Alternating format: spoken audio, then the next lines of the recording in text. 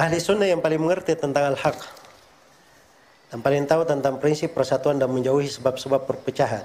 Tapi kenyataannya kita jumpai di lapangan orang-orang yang menisbatkan kepada ahli sunnah banyak yang berselisih bahkan berpecah. Ini jangan terlalu sadis ya bertanya seperti ini. Ya. Ini ahli sunnah di mana yang seperti ini?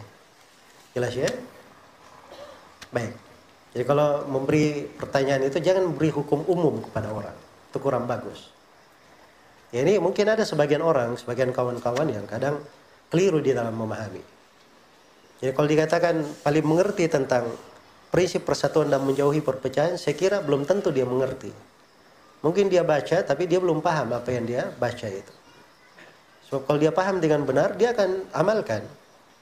Dia akan amalkan di dalam kehidupannya. Itu yang pertama. Kemudian yang kedua, adanya beda pendapat, beda pandangan, itu lumrah. Ya. Perkara biasa. Di masa sahabat juga ada beda pandangan, beda pendapat. Jelas ya? Beda pendapat. Yang dilarang itu beda pendapat yang menyelisih dalil. Ya. Khilafnya khilaf tadad, itu yang dilarang. Tapi kalau beda pendapatnya semuanya dibangun di atas dalil, itu kita beri kelapangan terhadap orang. Karena itu Nabi SAW pernah bersabda kepada para sahabatnya ketika memerangi Bani Quraidah. Kata beliau, la yusalliyanna ahadukum al-asra illa fi Bani Quraidah. Jangan sekali-sekali ada yang sholat asar kecuali di Bani Quraidah. Maka berangkatlah para sahabat segera ke Bani Quraidah. Ya, sudah masuk waktu asar. Terus berjalan, waktu asar hampir keluar. Hampir keluar waktu asar.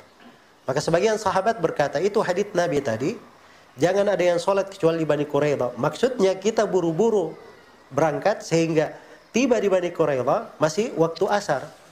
Sekarang ini kita sudah buru-buru, ya ternyata sudah mau keluar waktu asar. Kita harus tetap sholat asar di tempatnya. Maka yang berpendapat dengan ini, dia sholat asar di jalan. Setelah itu dia melanjutkan perjalanan. Kelompok yang kedua, dia berkata tidak, itu Nabi artinya kita harus sholat di sana, apapun yang terjadi. Sholat di Bani Quraidah. Maka mereka setelah matahari terbenam, baru sholat asar di Bani Quraidah. Jelas ya? Dan Nabi tidak menyalahkan salah satu dari keduanya. Padahal berbeda pendapat dalam hal itu. Kenapa? Karena ada sudut pemahaman yang benar di dalam memahami hadits Nabi Shallallahu Alaihi Wasallam.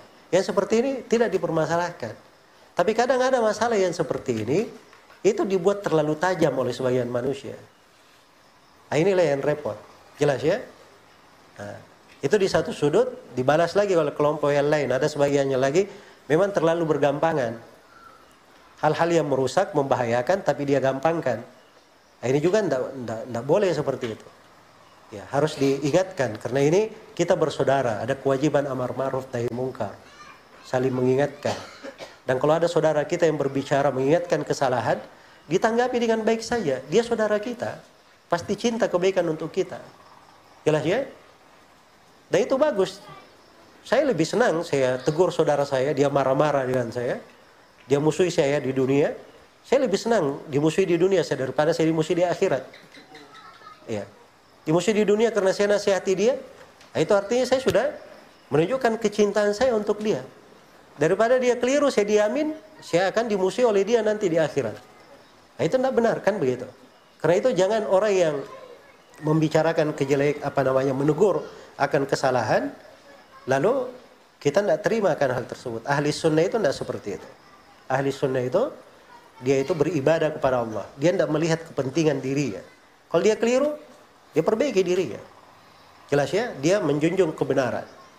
Karena itu dari keimanan kepada Asmaul Husna, nama Allah, di antara nama Allah dari Asmaul Husna, nama Al-Haq. Tahu artinya Al-Haq? Artinya Allah yang maha benar. Ya. Maka dari keimanan terhadap nama ini, kita harus cinta kepada kebenaran.